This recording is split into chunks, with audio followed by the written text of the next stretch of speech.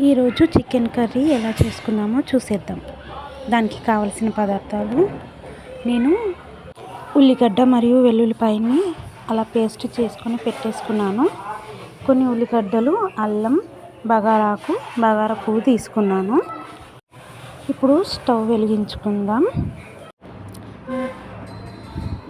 గంజు heat అయ్యాక అందులో నేను 2 టేబుల్ స్పూన్ ఆయిల్ పోస్తున్నాను.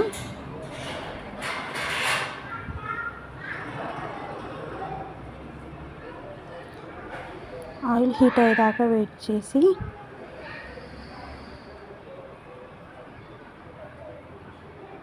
ఆ తర్వాత బిర్యానీ ఆకు ఇంకా బిర్యానీ పువ్వు తీసుకొని వేసేసుకుంటున్నాను.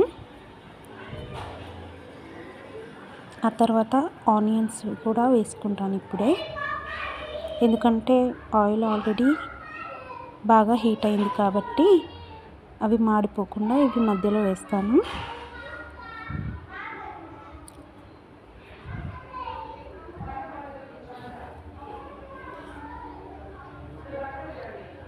వేసిన తర్వాత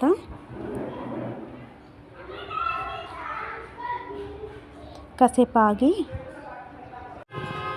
అల్లం ఇంకా ఉల్లిగడ్డ ఎల్లిపాయ పేస్ట్ని ఒకేసారి 2 కలిపి అలా వేసేసుకుంటాను.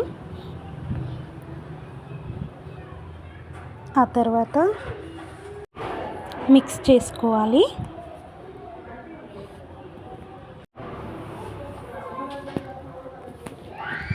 మిక్స్ చేసిన తర్వాత 1 టీ స్పూన్ పసుపు వేసుకోవాలి. మళ్ళీ వాటన్నిటిని మిక్స్ చేసుకోవాలి.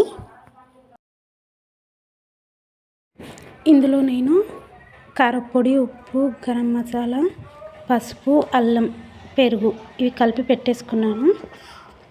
ఇప్పుడు ఆయిల్ పైకి తేలిన తర్వాత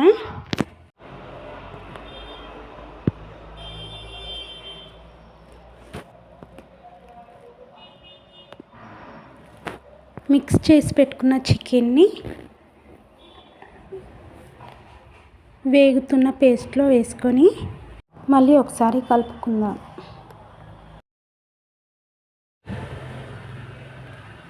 ఇలా కలుపుకున్న తర్వాత మూత పెట్టేసుకోవాలి. ఆ తర్వాత చికెన్లో నుండి వాటర్ ఊరి ఇనికిపోయే వరకు, అంటే ఇలా గ్రేవీ వచ్చే వరకు, అంటే ఆయిల్ పైకి తేలే వరకు. ఇలా చూస్తున్నారు కదా, అలా ఆయిల్ పైకి తేలిన తర్వాత దాంట్లో ఎసరు పోసేయాలి. నేను ఎసరు పోస్తున్నాను.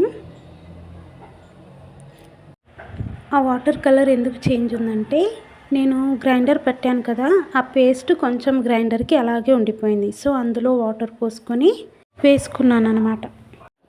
ఇప్పుడు మీరు చికెన్ని గ్రేవీగా వండాలనుకుంటున్నారా, లేక కొంచెం సూప్లా వండాలనుకున్నారా, అది మీ ఆప్షనల్. ఇక్కడైతే నేను మీడియంగా వండాలని, అంటే కొంచెం గ్రేవీగా కొంచెం సూప్ ఉండేలాగా, అంటే మీడియం, అంత గ్రేవీ కాదు అంత సూప్ కాదు. మీ డెసిషన్ మేరకు వచ్చిన తర్వాత లాస్ట్లో మనము ఈ ధనియాల పొడి ఇంకా లవంగాల పొడి కలుపుకొని అలా వేసి 2 మినిట్స్ ఆగి దించేయాలి. అంతేనండి, chicken curry ready. Thank you for watching my video నచ్చితే లైక్ చేయండి, షేర్ చేయండి, సబ్స్క్రైబ్ చేయండి.